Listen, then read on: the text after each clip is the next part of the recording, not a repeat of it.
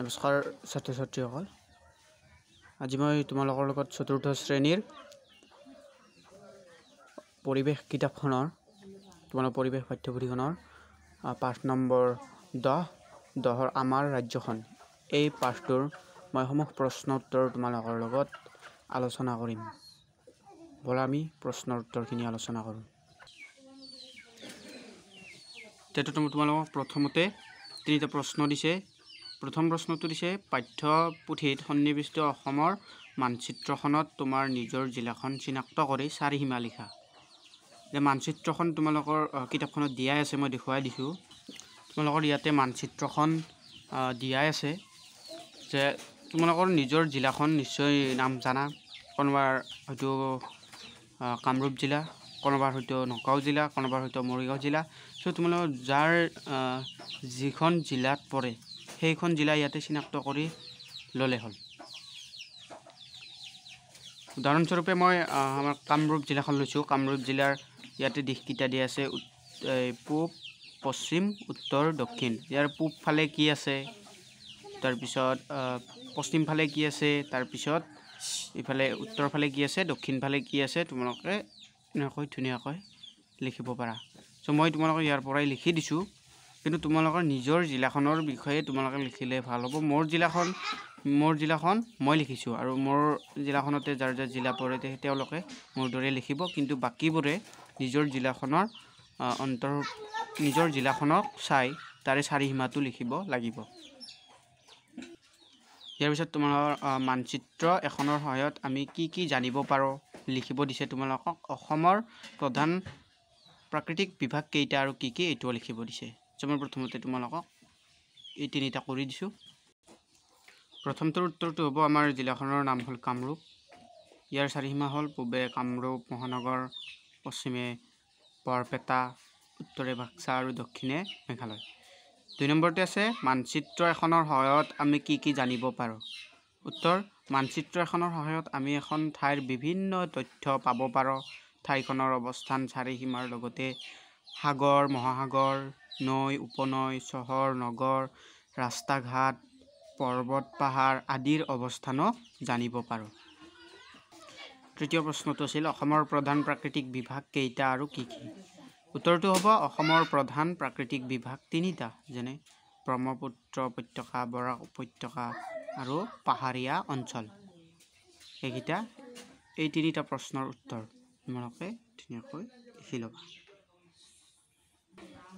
ইয়াৰে পিছত তোমালোকক 4 নম্বৰত পাৰ্থক্য লিখিব কৈছে। 3টা দিছে, যে কটোত নৈ আৰু উপনৈৰ পাৰ্থক্য, খটোত পৰ্বত আৰু পাহাৰৰ পাৰ্থক্য, গটোত মালভূমি আৰু সমভূমি মাজত পাৰ্থক্য।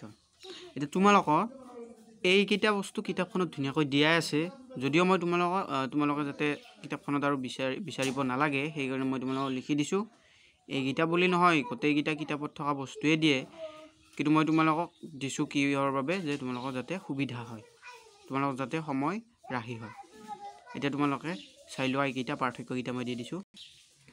প্ৰথমটো হৈছে নৈ আৰু উপনৈ। নৈ আৰু উপনৈৰ পাৰ্থক্য হ'ল কোনো পৰ্বতৰ বা পাহাৰত উৎপত্তি হোৱা নানা ঠাইৰ মাজেদি বৈ কোনো সাগৰ বা হ্ৰদত গৈ পৰা পানীভাগক নৈ বা নদী বোলে।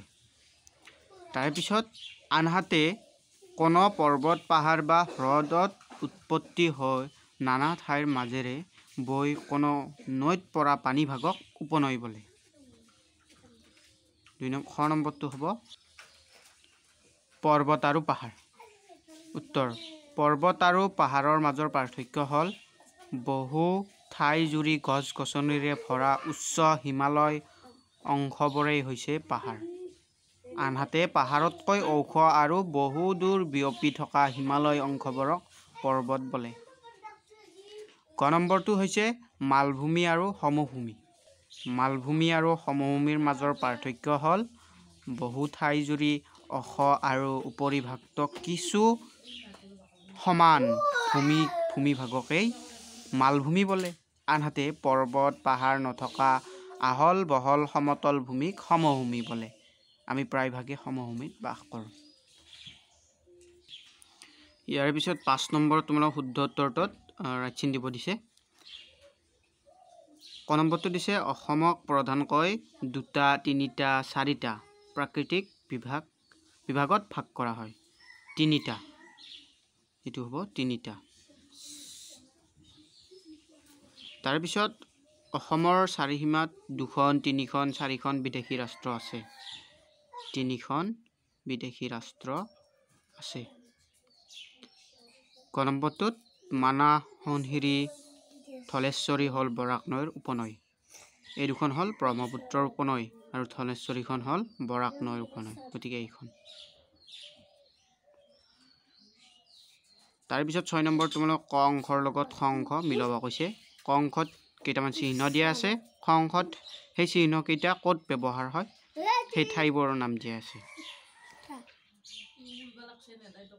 তে এইটো ক'ত ব্যৱহাৰ হয় এইটো আন্তৰ্জাতিক সীমাত এইটো হয় আন্তৰ্জাতিক সীমাত আৰু এইটো হয় ৰেলপথত অলপ ৰেলপথৰ দৰে দেখিবলৈ তাৰ পিছত এইটো হ'ব জিলা সদৰ ঠাই